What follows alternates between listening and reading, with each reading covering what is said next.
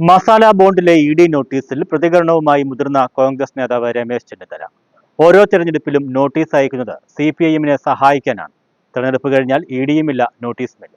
പിന്നിൽ CPIM BJP അന്തർധാരയാണ്. Masala ബോണ്ടിൽ അഴിമതിയെന്നും ഇല്ലെങ്കിൽ നാളെ കുറ്റക്കാരെ കണ്ടെത്തുമെന്നും രമേശ് ചെന്നിത്തല പറഞ്ഞു.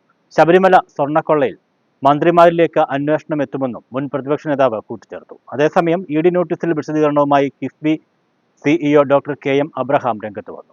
ഫെമ ചട്ടം ലംഘിച്ചിട്ടില്ലെന്നും ഇഡിയുടെ ആരോപണങ്ങൾ വസ്തുതാവിരുദ്ധമാണെന്നും കിഫ്ബി CEO പറഞ്ഞു. മസാല ബോണ്ട് വിനിയോഗത്തിൽ ക്രമക്കേടില്ല, RBI നിർദ്ദേശം കൃത്യമായി പാലിച്ചിട്ടുണ്ട്. ഏതുതരം പരിശോധനയ്ക്ക് തയ്യാറാണെന്നും CEO വിശദീകരണക്കുറിപ്പിൽ പറഞ്ഞു. ഇതിൽ 9.72% പലിശ കാനഡയിലെ CDPQ എന്ന് പറയുന്ന ഒരു കമ്പനിയാണ്. ആ കമ്പനിക്ക് ലാവ്ലിൻ കമ്പനിയിൽ 20% അവർക്ക് ഷെയറുണ്ട്. ലാവ്ലിൻ കമ്പനി 40% ഷെയർ വിറ്റപ്പോൾ അതിൽ 20% എടുത്തത് ഈ CDPQ എന്ന് പറയുന്ന കമ്പനിയാണ്.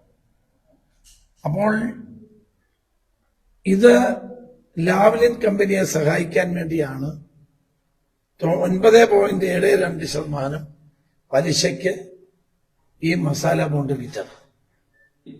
കേരളത്തിൽ ഉമ്മൻചാണ്ടി മുഖ്യമന്ത്രിയായിരുന്ന കാലത്ത് കൊച്ചി മെട്രോയ്ക്ക് വേണ്ടി നമ്മൾ ഫ്രഞ്ച് കമ്പനിയുമായ ADF-ൽ നിന്ന് ഏതാണ്ട് 1350 കോടി രൂപ കടമെടുത്തിരുന്നു.